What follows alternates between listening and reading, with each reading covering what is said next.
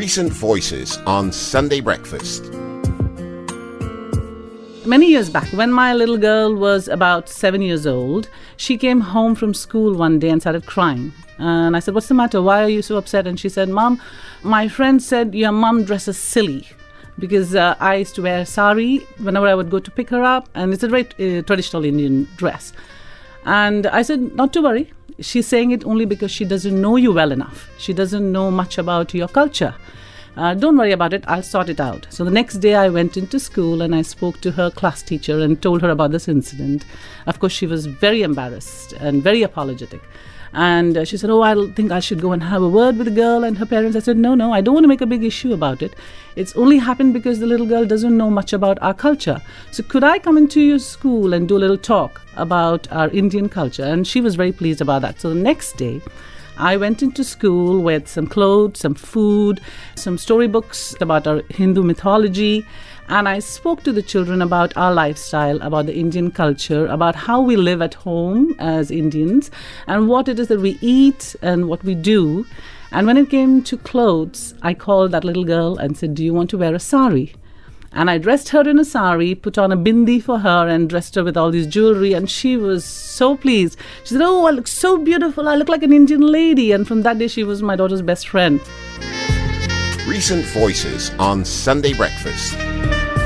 I've been here nearly 30 years. I've always paid my way through life here. I'm a contributor.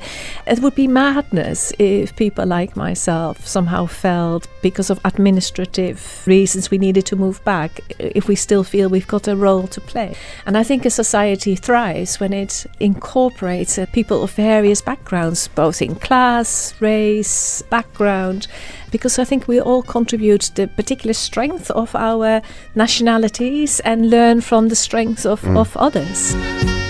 Recent Voices on Sunday Breakfast. A lot of people have said to me that the magic in the FA Cup is dead, but not if you've lived in Lincoln in the last 6 to 8 weeks, because it's been incredible, and it's galvanised our football club.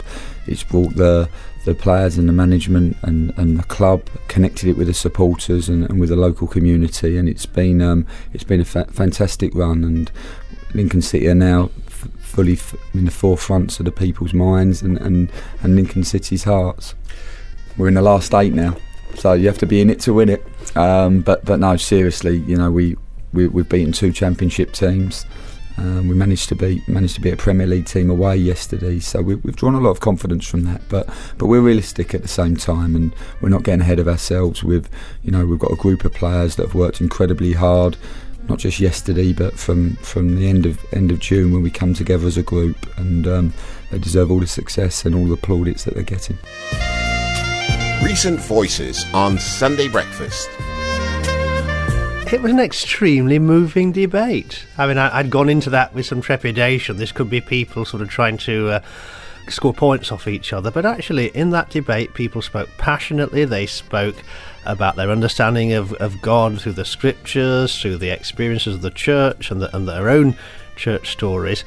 And it was one of those debates where people were clapping, not because they agreed with what was being said, but because what was being said well and said in a compelling way. And at the end of it, the Archbishop of Canterbury, in the final speech, made the most amazing intervention when he came up with this term, radical Christian inclusion, as a kind of hallmark for how we need to go forward. So I think it's been something of a game changer this week. Where we are now is the archbishops have written to myself and my colleagues, asked us to gather together those of our own synod representatives in our diocese in the next few weeks and to talk with them about where we might go from here.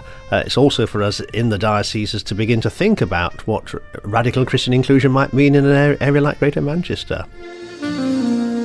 Recent Voices on Sunday Breakfast.